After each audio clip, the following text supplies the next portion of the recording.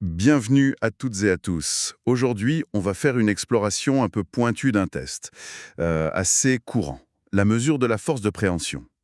On la fait parfois chaque année. On dit souvent que c'est un bon indicateur pour la santé future, un biomarqueur même, mais la question c'est est-ce que ces mesures annuelles sont vraiment fiables, d'une année à l'autre quoi. Alors, pour ça, on s'appuie sur une source solide, un article scientifique. Il s'intitule Longitudinal Stability of the Hand Grip Strength Measurements in University Students. Il a été publié tout récemment, en 2025, dans le Journal of Sports Science and Medicine. Les auteurs sont Takashi Abe et ses collègues. Notre but aujourd'hui, c'est de décortiquer ensemble cette étude, comprendre si ces mesures tiennent la route sur 1, 2 ou même 3 ans. Et pourquoi c'est important? Tout simplement pour savoir comment interpréter les résultats qu'on obtient. Si la mesure fluctue beaucoup toute seule, un petit changement, il veut peut-être rien dire. Prêt à analyser ça? Absolument. Et c'est vraiment une question pertinente, parce que si la mesure elle-même n'est pas stable, comment savoir si une baisse ou une hausse de force est réelle? L'étude, elle se penche sur ce qu'on appelle la fiabilité absolue. En gros, est-ce que le score d'une même personne reste constant quand on la mesure plusieurs fois? D'accord. Et l'étude, elle a porté sur pas mal de monde, non? Ah oui, c'est une cohorte assez impressionnante.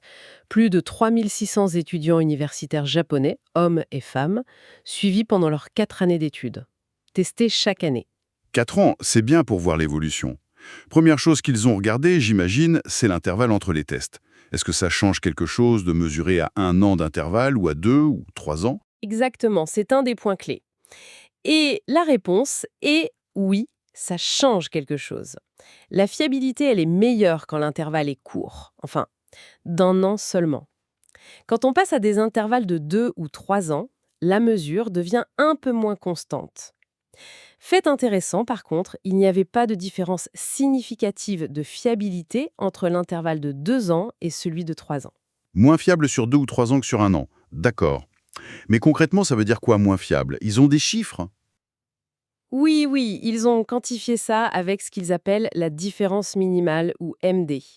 C'est la variation qu'il faut observer pour être raisonnablement sûr que c'est un vrai changement et pas juste du bruit de mesure. Alors, après 1 an, cette différence minimale est d'environ 7,7 kg. 7,7 kilos. Voilà. Mais si on compare des mesures espacées de 2 ou 3 ans, ce seuil monte à environ 8,3 kg. Ah oui, quand même. Près d'1 kilo de plus de marge d'erreur, si on veut. C'est ça. Et si on exprime ça en pourcentage de la force moyenne des participants, ça devient peut-être plus parlant. Après 1 an, il faut un changement d'à peu près 18% pour dire «OK, il s'est passé quelque chose». 18%. Et après 2 ou 3 ans, on est plus proche de 20%. 20%. Donc, si ma force change de 10% d'une année sur l'autre, selon cette étude, on ne peut pas vraiment conclure. Disons qu'on ne peut pas l'affirmer avec une grande confiance. Ça pourrait être juste la variabilité naturelle de la mesure sur cette période. C'est nettement plus élevé que la variabilité qu'on observe sur quelques jours, hein, qui est beaucoup plus faible. D'accord. Ce seuil de 20% sur le long terme, c'est une info vraiment importante à garder en tête. Et est-ce que ça changeait entre les hommes et les femmes? Alors oui, il y a des différences, mais c'est un peu nuancé. Ça dépend de comment on regarde la fiabilité. Si on prend l'erreur absolue, c'est-à-dire la variation brute en kilogrammes, eh bien les femmes présentaient une erreur plus faible. Leur score variait moins d'une année à l'autre en kilos. Ok. Plus stable en valeur absolue. Mais si on regarde la fiabilité relative, c'est-à-dire cette variation par rapport à leur force moyenne, on utilise souvent le coefficient de variation, le pourcent CV pour ça, alors là, les hommes montraient une meilleure fiabilité relative. Comment ça s'explique? Tout simplement parce que les hommes, dans cette étude, avaient une force de préhension moyenne beaucoup plus élevée, environ 55% de plus que les femmes. Donc, même si leur variation absolue en kilos était un peu plus grande, cette variation représentait un plus petit pourcentage de leur force totale. Logique, oui. La variation est diluée par une force de base plus importante. C'est clair. Autre point, le matériel utilisé. L'étude comparait différents types de dynamomètres. Tout à fait. Ils avaient des données mesurées avec des appareils analogiques plus anciens, utilisés avant 1996 dans leur cohorte, et des appareils numériques plus modernes après. Et alors, verdict? Le verdict est assez net. Les appareils numériques modernes se sont avérés plus fiables, plus constants dans leurs mesures que les anciens modèles analogiques. Ah, et on sait pourquoi? La précision d'affichage, peut-être? C'est une hypothèse forte, oui.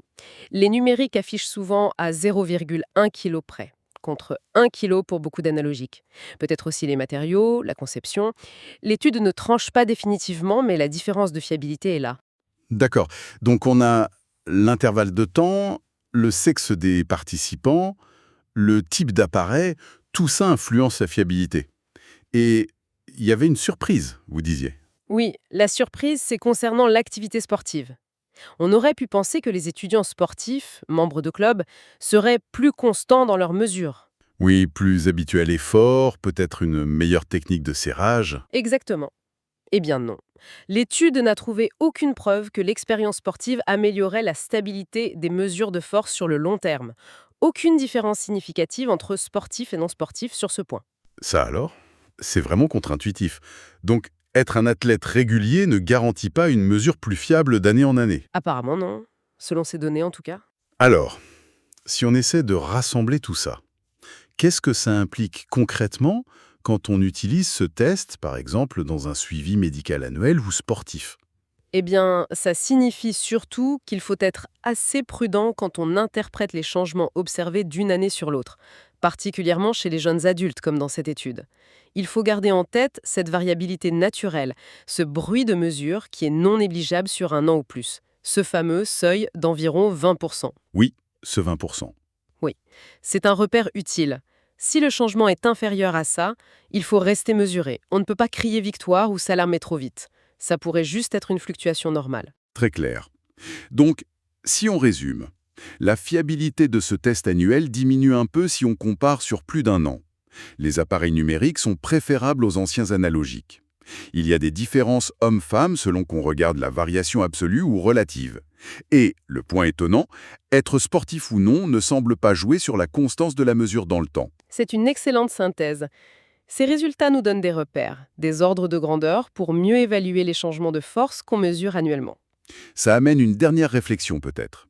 Si il faut un changement aussi important, près de 20%, pour être sûr qu'il est réel sur un an, est-ce que ce test est finalement si sensible que ça pour détecter des changements plus subtils, des changements qui pourraient être importants, je ne sais pas, pour prévenir un problème de santé à long terme par exemple? C'est une excellente question. Ça souligne vraiment l'importance de bien connaître les outils qu'on utilise, leurs performances, mais aussi leurs limites. Savoir ce qu'une mesure peut nous dire et ce qu'elle ne peut pas dire avec certitude.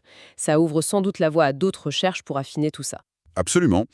Pour celles et ceux qui souhaitent vraiment plonger dans les détails de la méthodologie, des calculs de fiabilité, et voir tous les résultats en détail, on ne peut que vous encourager à lire l'article original. Je rappelle le titre, Longitudinal Stability of the Hand Grip Strength Measurements in University Students, par Takashi Abe et ses collaborateurs, publié dans le Journal of Sport Science and Medicine en 2025. Voilà pour notre analyse aujourd'hui. N'oubliez pas de vous abonner et d'activer les notifications pour ne pas manquer nos prochaines explorations. Merci de nous avoir écoutés et à très bientôt.